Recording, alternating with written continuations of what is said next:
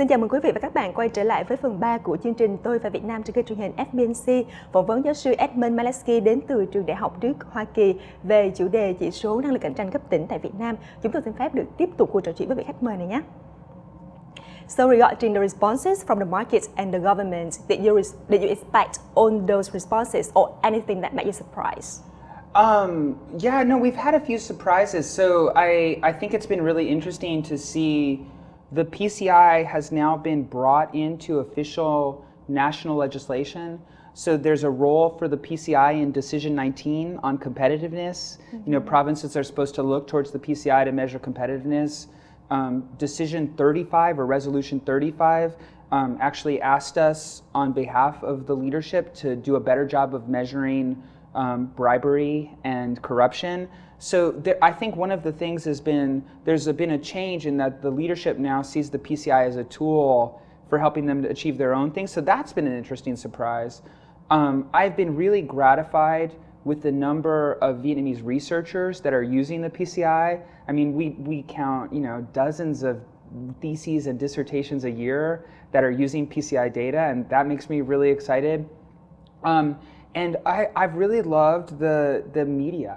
So my favorite sort of media story is not when they just say, oh, the index says these two are the top two provinces. I love when they go to do a story, say, on a land issue in a province, and they start the story by talking about what the PCI has to say about land in that province. And so the creativity with the way the media has taken advantage of the resources of the PCI has been great. So we often say, look, only about 10% of the survey of the PCI actually goes in the index. And there's so much more available that people can use. And it's really neat to see when people take advantage of that and do that. I see.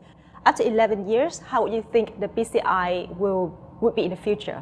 Yeah, so we're talking about that right now. So we're coming up to another date where we'll do a recalibration, which is 2018, and so we're talking about the future of the index.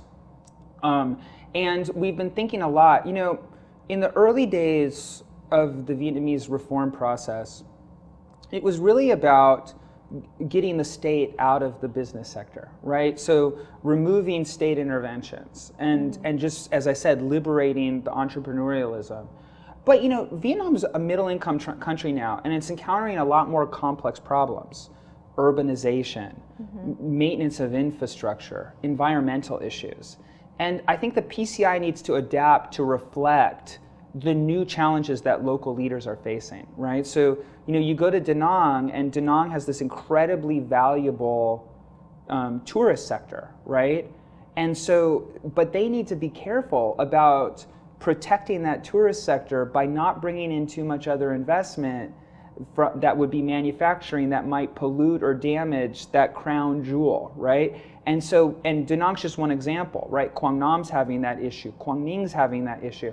So we need to have an index that helps provinces make these difficult decisions about sustainable economic development, and we need to find a way to do that asks the government to have to make these tough decisions, but doesn't intervene too much in the economy and destroy what Vietnam already has, which is an incredibly active and dynamic private sector. Can you tell the most interesting story about the PCI in the last 11 years?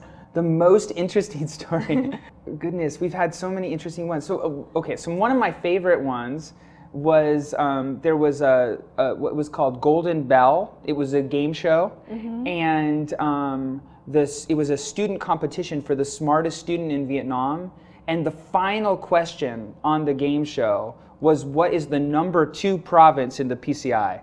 And the student got it wrong. but it was interesting to me how involved it was and become part of Vietnamese pop culture.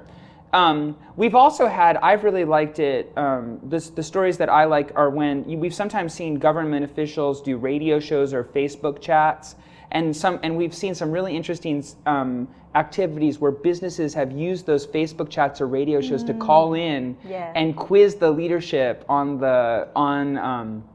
on their improvement in the PCI.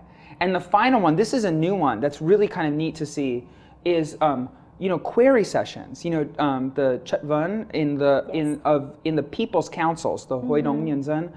have been really interesting because now we see these local representatives also using the PCI in their query sessions. So we've seen that, and one of the places where it's been most exciting has been here in Ho Chi Minh City, where there have been a lot of questions asked about why Ho Chi Minh City is not number one. So, yeah.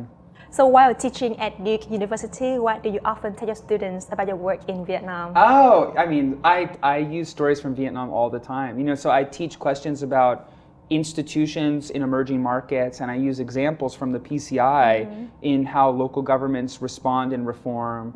I teach economic transition, and I talk about Vietnam's approach to economic transition. So I look at the choices that Vietnam's made in terms of the enterprise law, and also maybe even some of the mistakes they've made in terms of how they've handled state-owned enterprises. And so, yeah, so that plays an important role in my teaching. And I think my students tend to like the fact that I'm here interacting with policymakers in Vietnam and have some real insights from the field that I can bring into the classroom. Thank you very much for your time. My pleasure. It was Thank you. very interesting talking to you. I wish you continued success and take care. Thưa quý vị, vừa rồi là chương trình Tôi và Việt Nam trên kênh truyền hình FBNC phỏng vấn giáo sư Edmund Malesky đến từ trường Đại học Đức, Hoa Kỳ về chủ đề năng lực cạnh tranh cấp tỉnh tại Việt Nam, hay còn gọi tắt là chỉ số PCI. Xin cảm ơn quý vị đã quan tâm theo dõi. Chúng tôi xin chào tạm biệt và xin hẹn gặp lại trong chương trình lần sau.